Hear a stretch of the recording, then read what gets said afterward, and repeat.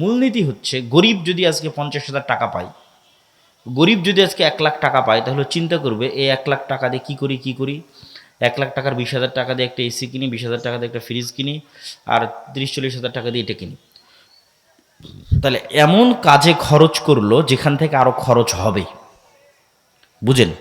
এমন জায়গায় খরচ করলো যেখান থেকে আরও কি হবে, খরচ হবে। এসির বিল আসবে না, কারেন্টের বিল আসবে না, ফ্রিজ চললে কারেন্টের বিল আসবে না, বিল আসবে। মোটরসাইকেল যদি কিনে ওখানে তেল দেওয়া লাগবে না, তেল দেওয়া লাগবে। ও যদি মোবাইল কিনে মোবাইলে টাকা ঢুকানো লাগবে না, ইন্টারনেটের বিল দেওয়া লাগবে না, ওয়াইফাই নিলে ওয়াইফাইয়ের বিল দেওয়া লাগবে না। তাহলে এমন কাজে খরচ করলো যেখান থেকে আরও টাকা খরচের রাস্তা তৈরি হলো। এ গরিব হবে, জীবনে কোনো দিন ধনী হতে পারবে না, লিখে নেন। আর যারা ধনী হয় ওরা কি করে, ধনী যদি 1,00,000 টাকা আজকে পায়, তাহলে চিন্তা করবে 1,00,000 টাকা কি করলে আরও 5টা টাকা ইনকাম করা যাবে। জাস্ট এই এক সিদ্ধান্তে মানুষ ধনী হয় আর গরিব হয়, যে আমি আজ 1,00,000 টাকা ইনকাম করেছি, আমি এখন চিন্তা করছি 1,00,000 টাকা কি করলে আরও 5 টাকা ইনকাম করা যাবে। তখন 1,00,000 টাকা দিয়ে একটা গরু কিনলো, গরু কিনে বাড়িতে রাখলো, 3 মাস পর কুরবানি দিয়ে বিক্রি করে দিল। এই কিন্তু একদিন না একদিন ধনী হবেই হবে, আপনি লিখে রাখেন। শুধু এই সিদ্ধান্তে মানুষ ধনী আর গরিব হয়ে যায়। তাহলে ও কি কোনোদিন এসি ফ্রিজ কিনবে না? মূলধন খরচ করে কখনো এসি ফ্রিজ কিনতে হয় না, বিলাসী পণ্য কিনতে হয় না। মূলধনকে আরও টাকা বানানোর জন্য ইনভেস্ট করতে হয়।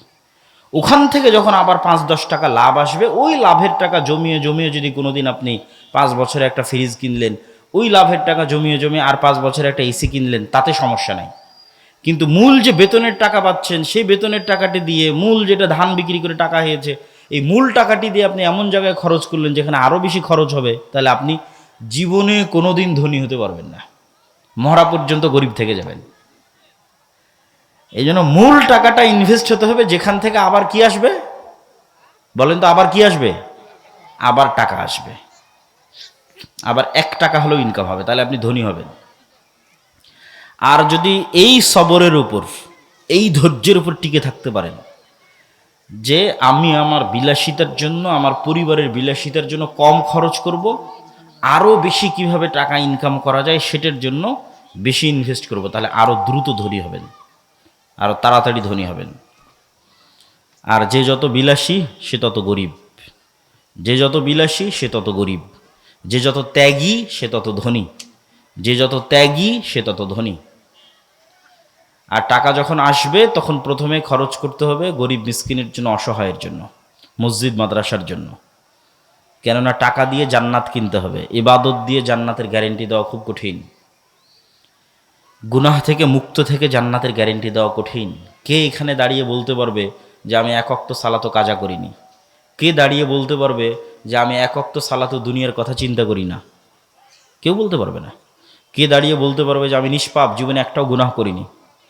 তাহলে আল্লাহর সামনে দাঁড়িয়ে বলতে পারবেন না আল্লাহ 1 ওয়াক্ত সালাতও কাজা করি না, তবে আমাকে জান্নাত দিতেই হবে? বলতে পারবেন না। আল্লাহ আমি জীবনে একটাও গুনাহ করিনি, জান্নাত দিবা না কেন? তাহলে জান্নাতে যাওয়া নির্ভর করতেছে আল্লাহর দয়ার উপর, যে আল্লাহ সালাত তো ভালো মতো আদায় করতে পারিনি, মাফ করে দাও। আল্লাহ গুনাহ তো অনেক করেছি, ক্ষমা করে দাও। আল্লাহ দয়া করে ক্ষমা করে দিলে জান্নাতে যেতে পারবে। কিন্তু চ্যালেঞ্জ দিয়ে জান্নাতে যাওয়ার 2টা রাস্তা আছে। চ্যালেঞ্জ, জান্নাতে যাবই, তার একটা হচ্ছে টাকা। যে ঠিক আছে যতদূর পারছি আল্লাহর ইবাদত করি, অন্তত 5 ওয়াক্ত সালাত ঠিক রাখি, কবিরা গুনাহ থেকে বেঁচে থাকি, তারপরে যদি ভুল ত্রুটি কিছু হয়, ইবাদতে যদি কিছু কমতি হয়, তাহলে জান প্রাণ দিয়ে টাকা ইনকাম করো, টাকা ইনকাম করে ওই টাকা আল্লাহর রাস্তায় দান করো। দিয়ে কিয়ামতের মাঠে ধনী অবস্থায় উঠো, গরিব অবস্থায় উঠিও না। দুনিয়াতে যারা ধনী তাদের যে কোনো বিপদ ওরা টাকা দিয়ে কাটিয়ে উঠতে পারে। যে ঠিক আছে এখনই আমার অসুখ হয়েছে, চলে গেলাম সিঙ্গাপুর, টাকা আছে যে।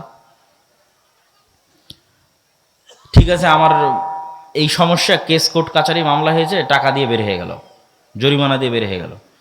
তো এই সেম ধনী মানুষেরা কিয়ামতের মাঠে এক্সট্রা বেনিফিট পাবে যদি কিয়ামতের মাঠে ধনী অবস্থায় উঠে। তো কিয়ামতের মাঠে তার ইনস্ট্যান্ট টাকা ইনকাম করার সুযোগ নাই, কিয়ামতের মাঠে তার ইনস্ট্যান্ট মানুষের কাছে টাকা ধার নেওয়ার সুযোগ নাই। তাহলে কিয়ামতের মাঠে ধনী অবস্থায় উঠতে হলে আগেই দিয়ে যেতে হবে, মানে এখন কোটি কোটি টাকা কিয়ামতের অ্যাকাউন্টে জমা করে যেতে হবে। দিয়ে এখন কিয়ামতের মাঠে যখন উঠলেন তখন আপনি মনে করেন 100 কোটি টাকার মালিক, কথার কথা বলতেছি। দেন 100 কোটি টাকার মালিক যত সালাতে কমতি আছে, আর যত আল্লাহর রাস্তায় গুনাহ আছে, আর যত মানুষ পাওনাদার আছে, যে আল্লাহ আমার নামে গীবত করেছে, আল্লাহ আমাকে গাল দিয়েছে, আল্লাহ আমাকে কমেন্টে নিন্দা করেছে, আল্লাহর কাছে তো কেস আসতে থাকবে। আর ও পাশে বসে থেকে টাকা দিতে থাকবে। আর 100 কোটি টাকার মালিক না, টাকা দিতে দিতে দিতে দিতে জান্নাত আর কিনা হয়ে গেছে। কোনোটাতেই আর ওকে কেউ আটকাতে পারলো না, ও এখন সোজা জান্নাতে চলে যাবে। বলেন আল্লাহু আকবার। এই জন্য জান্নাত নিশ্চিত করার জন্য টাকা লাগবে, এবং ওই টাকা আল্লাহর রাস্তায় ব্যয় করতে হবে। ওই সমস্ত মানুষেরা খুবই ভাগ্যবান যারা টাকা ইনকামও করতে পারে, আবার আবার টাকা আল্লাহর রাস্তায় ব্যয়ও করতে পারে। কিছু মানুষ আছে টাকা ইনকাম করতে পারে ঠিকই, কিন্তু ওই যে ছেলেটা বললো না, যে আনন্দ উৎসব, ডিজে পার্টি, বিনোদন, ঘোরাফেরা, গান বাজনা, মদ, নারী, দুবাই, ঠিক আছে, বেহায়াপনা বেলিল্লাপনাতে টাকা শেষ করে দিচ্ছে। তো ওর কথা নয়, যে টাকা ইনকামও করতে পারে আবার টাকা কোথায় ব্যয় করতে পারে? আল্লাহর রাস্তায়। এ খুব সৌভাগ্যবান, খুবই সৌভাগ্যবান। এর কাছে জান্নাত বিক্রি হয়ে যাবে। এই জন্য যুবকেরা বসে থাকার কোনো সুযোগ নাই, অলসতার কোনো সুযোগ ইসলামে নাই, সময় নষ্টের কোনো সুযোগ ইসলামে নাই। আল্লাহ সুবহানাহু ওয়া তাআলা এই পৃথিবীকে নেতা হওয়ার জন্য দুইটা ফাংশনের উপর দাঁড় করিয়ে রেখেছে। একটা ফাংশনের নাম জ্ঞান এবং শিক্ষা, আর একটা ফাংশনের নাম সত্যবাদিতা এবং ন্যায়পরায়ণতা। তুমি মোবাইলের যেই বাটনে চাপ দিবা, সেই বাটন সেইভাবেই কাজ করবে। তো এখন ইহুদি খ্রিস্টানেরা যদি জ্ঞান অর্জন করে, শিখে, পড়ে, লেখে, আর মুসলমানের সন্তানেরা, সৈয়দপুরের সন্তানেরা যদি গান বাজনা, ফ্রি ফায়ার, পাবজি, ইউটিউব, ঠিক আছে, আইপিএল, বিপিএল, অনলাইন বেটিং, জুয়া, বিড়ি, সিগারেট, মদ, এগুলো যত সময় নষ্টের রাস্তা আছে, এগুলোতে সময় নষ্ট করে, তো আল্লাহ বলবে না যে ইহুদি খ্রিস্টান তোরা থাম, তোরা এত পড়তেছিস, এত জ্ঞান অর্জন করতেছিস, তোদেরকে আমি নেতা বানাবো না। আমার সৈয়দপুরে একটা মদখোর, জুয়াখোর বান্দা আছে, ওকে নেতা বানাবো। এটা করবে নাকি আল্লাহ? তোমাদের কি মনে হয় আল্লাহ এটা করবেন? জি না। যে জ্ঞান অর্জন করবে ওই নেতা হবে, এভাবেই পৃথিবী দাঁড়িয়ে আছে। আর যে এই যে জুয়া, মদ, নেশায় সময় দিবে, গোলাম হবে বাই ডিফল্ট, অটোমেটিক গোলাম।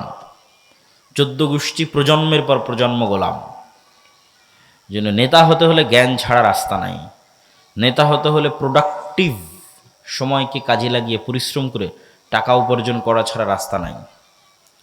নেতা হতে হলে সত্যবাদী, ন্যায়পরায়ণ। ঠিক আছে, তোমার জ্ঞান আছে বুঝলাম, তোমার টাকা আছে বুঝলাম, কিন্তু তুমি সেই জ্ঞানকে বিক্রি করে দিচ্ছ। বিদেশ থেকে ডক্টরেট ডিগ্রি পাশ করে এসে যেই কোম্পানি হাদিয়া দিয়েছে গাড়ি, BMW, ওই কোম্পানির ওষুধ লেখে আজীবন। তাহলে তো জ্ঞানকে বিক্রি করে দিল। তাহলে তোর সত্যবাদিতা, ন্যায়পরায়ণতার উপর অটল থাকতে পারলো না। ওটা দিয়ে হবে না, সবগুলো লাগবে। আরও 3টে জিনিস লাগবে মুসলমানদের জন্য বিশেষ করে, সেটা হচ্ছে আল্লাহ সুবহানাহু ওয়া তাআলার সাহায্য। আল্লাহর সাহায্য ছাড়া ইসলাম এবং মুসলমানদের বিজয় হয় না। আর আল্লাহর সাহায্য পৃথিবীতে নেমে আসে রাতের সালাত দিয়ে, সকাল সন্ধ্যার জিকির দিয়ে। সালাত এবং জিকির পৃথিবীতে আল্লাহর সাহায্য নেমে আনার টেকনোলজি, প্রযুক্তি, এবং পৃথিবীর সর্বোচ্চ পর্যায়ের প্রযুক্তি। ধরো আমাদের সামনে একটা উন্নত মানের দরজা, যেমন আজকের যদি কোনো ঢাকা অথবা চিটাগাংয়ের কোনো বড় অফিসে যাও, তাহলে সেই অফিসে গিয়ে দেখবা যে দরজায় লক দেওয়া আছে, ফিঙ্গারপ্রিন্টে লক ওপেন হচ্ছে, দরজার লক, অথবা পাসওয়ার্ডে দরজার লক ওপেন হচ্ছে, অথবা কার্ড প্রেস করলে, 5 স্টার হোটেলগুলোতে কার্ড প্রেস করলে দরজার লক ওপেন হয়ে যায়। তো এই যে দরজায় লক দেওয়া আছে, মনে করো আমরা এমন একটা দরজার সামনে দাঁড়িয়ে আছি, যেই দরজা এর চাইতেও উন্নত প্রযুক্তির, আরো উন্নত প্রযুক্তির। সেই দরজাতে লক নির্ধারণ করা আছে 3 ভাবে। দরজার সামনে নির্ধারিত সময়ে আসতে হবে, ওই টাইমে আসলেই দরজার লক কাজ করবে, ওই টাইমের বাইরে আসলে কাজ করবে না। তাহলে নির্ধারিত সময়ে দরজার সামনে এসেছো, দরজার সামনে আসার পর ওই দরজার মধ্যে একটা চিত্র, যেমন ফেস ভেরিফিকেশনে একটা পিকচার নিয়ে নেয়, ডানে বামে তাকিয়ে পিকচার নিয়ে নেয়, ফেস ভেরিফিকেশনে ধরলে এটা ওপেন হয়ে যায়। তো ওখানে একটা চিত্র ইনস্টল করা আছে, আপলোড দেওয়া আছে, যেটার সাথে মিললে দরজাটা ওপেন হবে। তো শুধু কি চিত্র না, প্রত্যেকটা পার্টের সাথে একটা সাউন্ড ওখানে ইনস্টল করা আছে, যে এই পার্টে যদি এই সাউন্ড উচ্চারণ করে দরজা খুলবে। তাহলে মনে করো নির্ধারিত সময় আমরা দরজার সামনে আসলাম, এসে এভাবে দাঁড়ালাম, এটা একটা চিত্র ওই দরজাতে ইনস্টল দেওয়া আছে। এবার সাউন্ড আলহামদুলিল্লাহ রাব্বিল আলামিন আর রহমানির রহিম, সাউন্ডও মিলে গেল।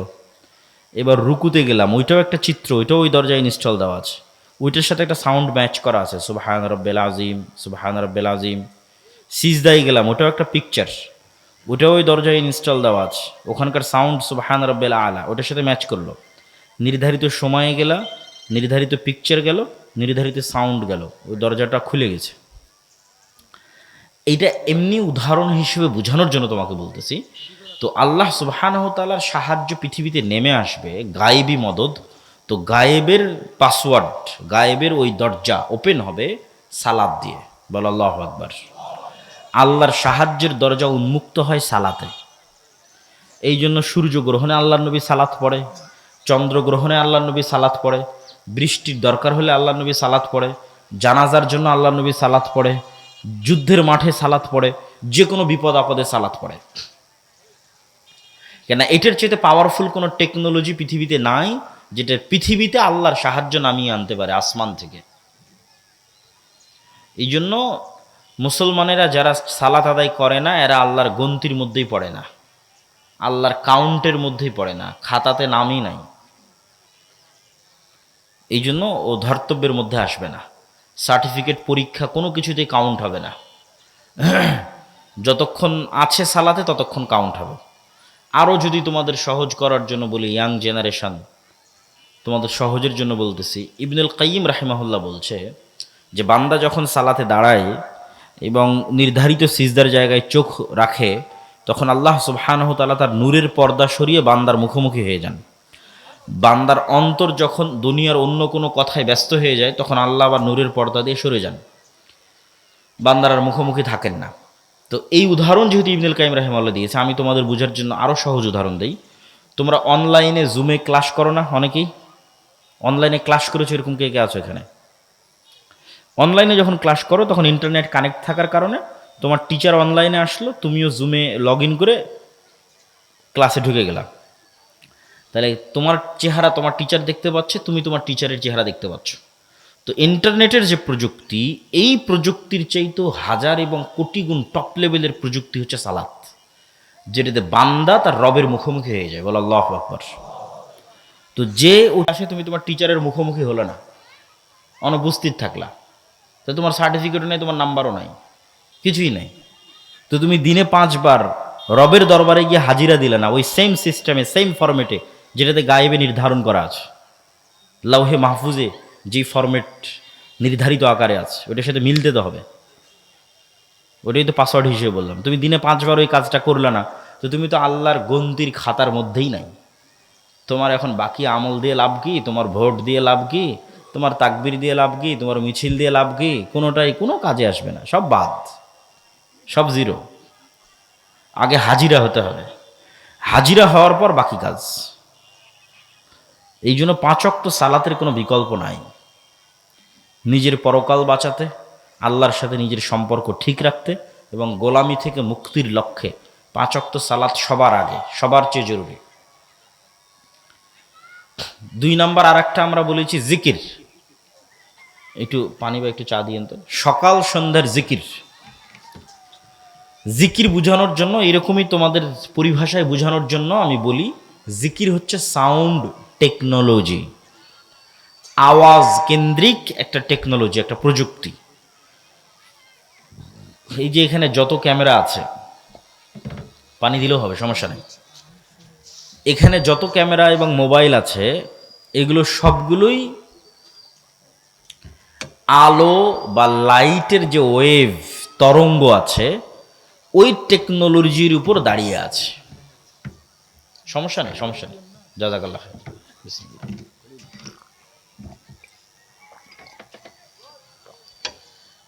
আলোর টেকনোলজির উপর দাঁড়িয়ে আছে মানে এই যে আমরা আলো দেখতে পাচ্ছি, এই আলো আমার কথাকে বহন করতে পারে, আমার লেখা ওইটাকে ডাটা, এই ডাটাকে ধারণ করতে পারে।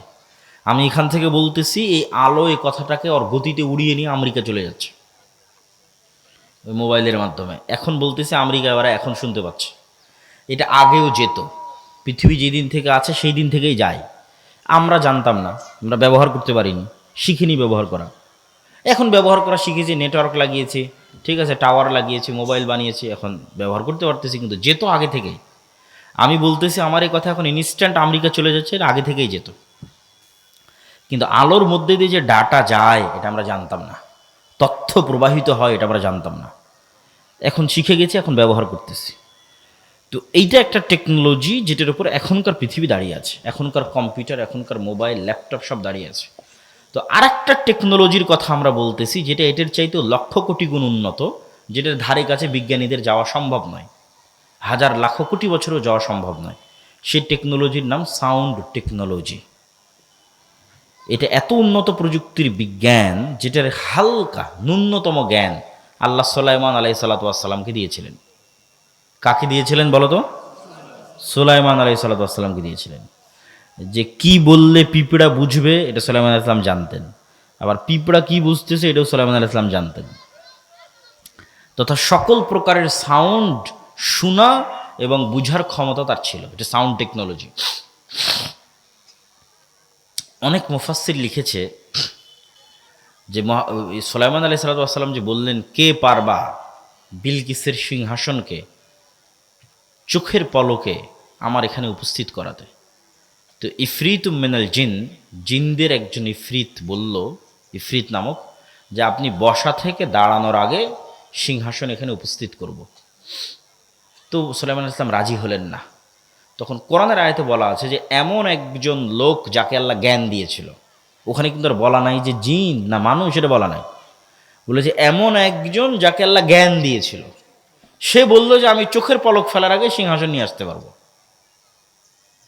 জিন কিন্তু পারেনি। আগে যে ইফরিত নামক জিন, ও বলেছে আপনি দাঁড়িয়ে আছেন বসার আগে, অথবা বসে আছেন দাঁড়ানোর আগে নিয়ে আসবো। সুলাইমান আলাইহিস সালাম এটাতে রাজি হয়নি।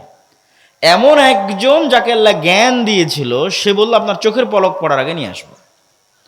তো অনেক মুফাসসির লিখেছে উনি বিশেষ জিকির দিয়েই কাজটা করেছে, সাউন্ড টেকনোলজি। এবং অনেক বিজ্ঞানী বলেছে যে পিরামিড যে তৈরি হয়েছে এত উঁচুতে, যে পাথর চলে গেছে, আজকের পৃথিবীর সবচেয়ে বড় ক্রেন দিয়েও এত উঁচুতে পাথর নিয়ে যাওয়া সম্ভব নয়। কেমনে গেল? তো বলে এটা সাউন্ড টেকনোলজির সহযোগিতা ছাড়া এটা সম্ভব নয়। তো সাউন্ড টেকনোলজি খুব বড় একটা টেকনোলজি, যার ধারে কাছে আজকের বিজ্ঞান নাই। সেটা হচ্ছে আওয়াজ, যে জিকির। তো আল্লাহ সুবহানাহু ওয়া তাআলা ইসরাফিলকে বাঁশি দিয়ে রেখেছেন। ইসরাফিলের কান খাড়া হয়ে আছে। সারা পৃথিবী ধ্বংস করা হবে, আসমান জমিন ফেটে চৌচির হয়ে যাবে, পাহাড়গুলো আকাশে উড়বে আওয়াজের প্রভাবে, ইসরাফিলের বাঁশির আওয়াজে। তাহলে আওয়াজ কত পাওয়ারফুল হতে পারে যে পুরো পৃথিবী ধ্বংস করা হবে কি দিয়ে? আওয়াজ দিয়ে। এবার পৃথিবীর সব মানুষ মরে গেছে, জিব্রাইল, মিকাইল, মালাকুল মৌত সব মরে গেছে, আল্লাহর আরশ বহনকারী তারাও মরে গেছে। আল্লাহ এখন সবাইকে জীবিত করবে অনেক দিন পর, কতদিন পর আল্লাহ ভালো জানে। তখন ইসরাফিলকে জীবিত করে আবার ইসরাফিলকে বলবে বাঁশিতে ফু দাও। এখন সারা পৃথিবীর মানুষ একবারে নিজ নিজ কবর থেকে উঠে উলঙ্গ এবং খালি পায়ে দৌড়াতে থাকবে আওয়াজে, ইসরাফিলের বাঁশির আওয়াজে। আওয়াজ কত পাওয়ারফুল হতে পারে! আওয়াজ জানা গেলে, আওয়াজ শিখা গেলে সে আওয়াজ খুবই পাওয়ারফুল। এমন কোনো অসম্ভব নাই যে অসম্ভব আওয়াজ দিয়ে সম্ভব করা সম্ভব নয়। তো ঠিক তেমনি মুহাম্মদ সাল্লাল্লাহু আলাইহি ওয়াসাল্লাম এবং তার উম্মতকে আল্লাহ যে মুজিজা দিয়েছেন, এটা মুসা আলাইহিস সালামের লাঠির চেয়ে বেশি পাওয়ারফুল। এটা ঈসা আলাইহিস সালাম যে অন্ধর চোখে হাত দিয়ে বলে দিতেন যে এর চোখ হয়ে গেল বিসমিল্লাহ, কারো মাথায় টাক ছিল বিসমিল্লাহ বলে দিলে চুল হয়ে গেল। তো ঈসা আলাইহিস সালামের ওই মুজিজার চেয়েও পাওয়ারফুল আল্লাহ একটা মুজিজা মুহাম্মদ সাল্লাল্লাহু আলাইহি ওয়াসাল্লাম এবং উম্মতে মুহাম্মাদিকে দিয়েছে, সেটা হচ্ছে এই কোরআন। বলেন আল্লাহু আকবার। কেননা এই কোরআন কার আওয়াজ? এটা আল্লাহর, সরাসরি আল্লাহর আওয়াজ। বলেন আল্লাহু আকবার। এই কোরআনের শব্দ এবং বাক্য আল্লাহর, যেটা আল্লাহ সুবহানাহু ওয়া তাআলার কাছ থেকে জিবরাইল আলাইহিস সালাম শুনেছে, জিবরাইলের কাছ থেকে মুহাম্মদ সাল্লাল্লাহু আলাইহি ওয়াসাল্লাম শুনেছে। এটা আল্লাহর আওয়াজ, আল্লাহর শব্দ। এই জন্য এটির চেয়ে পাওয়ারফুল এবং শক্তিশালী আর কিছু নাই পৃথিবীতে এই কোরআনের চেয়ে। কেন এটা সাউন্ড টেকনোলজি, সাউন্ডের চেয়ে পাওয়ারফুল কিছু নাই, এই বিজ্ঞানের ধারে কাছে নাই, এই আওয়াজের ধারে কাছে নাই। এই জন্য জিকিরের মধ্যে সর্বশ্রেষ্ঠ জিকির হচ্ছে কোরআন। ওইটার উপর ঈমান থাকতে হবে, বুঝতে হবে, পড়তে হবে, সকল কাজে লাগবে, সকল কাজে। তো যে কোনো অসম্ভবকে সম্ভব করা যায় জিকির দিয়ে। এইটার আর এক দুইটা উদাহরণ দিয়ে আজকের বক্তব্যের শেষের দিকে চলে যাব। মুসা আলাইহিস সালাতু ওয়াস সালামকে আল্লাহ যখন ফেরাউনের কাছে পাঠালেন, তখন মুসা আলাইহিস সালামকে আল্লাহ লাঠি দিলেন, বগলের নিচ থেকে হাত বের করলে সেটা জলজল করে, এই মুজিজা দিলেন। বিসমিল্লাহ। তারপরে মুখের যে জড়তা ছিল সেটা ভালো করে দিলেন। সব ভালো করে দেওয়ার পর আল্লাহ মুসা আলাইহিস সালামকে বলছেন, ওয়ালা তানিয়া ফি জিকরি। মুসা, এগুলো যা দিলাম এগুলো সব অ্যাক্টিভ থাকবে, ফাংশন করবে যদি তুমি আমাকে জিকিরে না ভুলে যাও। খবরদার আমাকে জিকিরে ভুলবা না। এখন কল্পনা করেন মুসা আলাইহিস সালাম এক সপ্তাহ থেকে নামাজে নাই, সালাত আদায় করেন এক সপ্তাহ থেকে জিকিরে নাই। তো এখন এক সপ্তাহ পরে লাঠি ছাড়ে, লাঠি আর সাপ হয় না। লাঠি দিয়ে সমুদ্রের উপর বাড়ি মারে, রাস্তা হয় না। লাঠি দিয়ে পাথরে আঘাত করে, ঝর্ণা তৈরি হয় না। কারণ এগুলো সব ডিঅ্যাক্টিভেট হয়ে গেছে। যুবকেরা বুঝতে পারলা? তোমাদের ফেসবুক টিকটকের অ্যাকাউন্ট ডিঅ্যাক্টিভেট হয়ে যায় না? ডিঅ্যাক্টিভেট হয়ে গেছে।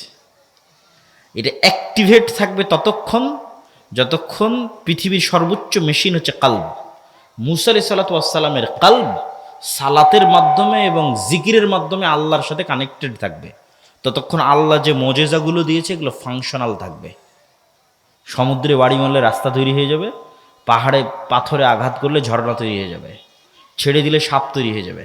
তাহলে অ্যাক্টিভেট থাকবে যতক্ষণ এই সর্বোচ্চ পর্যায়ের মেশিনটা জিকিরের মাধ্যমে কার সাথে কানেক্টেড আছে? আল্লাহর সাথে কানেক্টেড আছে। তাহলে নেটওয়ার্কে বিচ্ছিন্নতা আসা যাবে না। বুঝতে পারেন? নেটওয়ার্কে বিচ্ছিন্নতা আসলে আর বাকিগুলো কোনো কাজ করবে না। এই জন্য জিকির খুবই গুরুত্বপূর্ণ।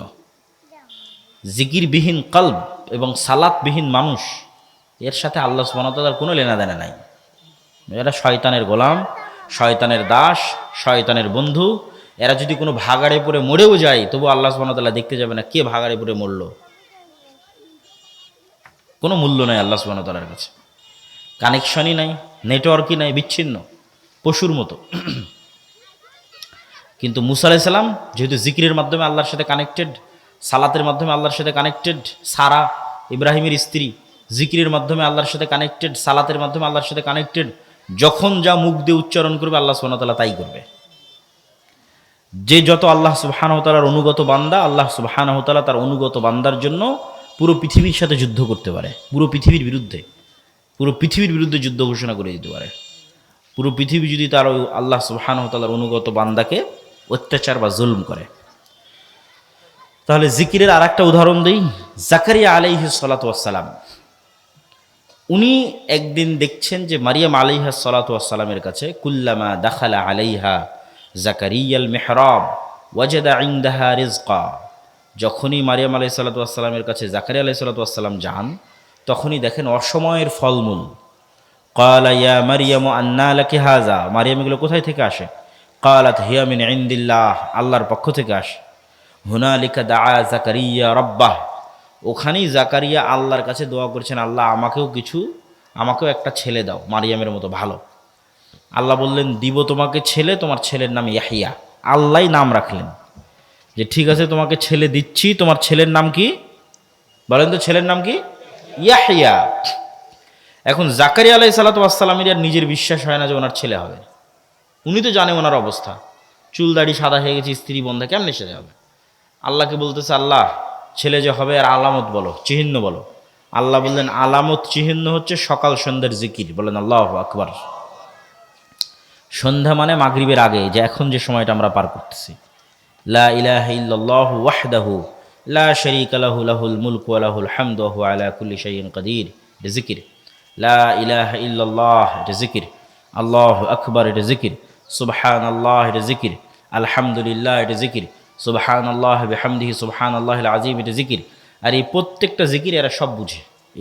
এই গ্লাস, এই কাগজ, এই জামা সবাই বুঝে।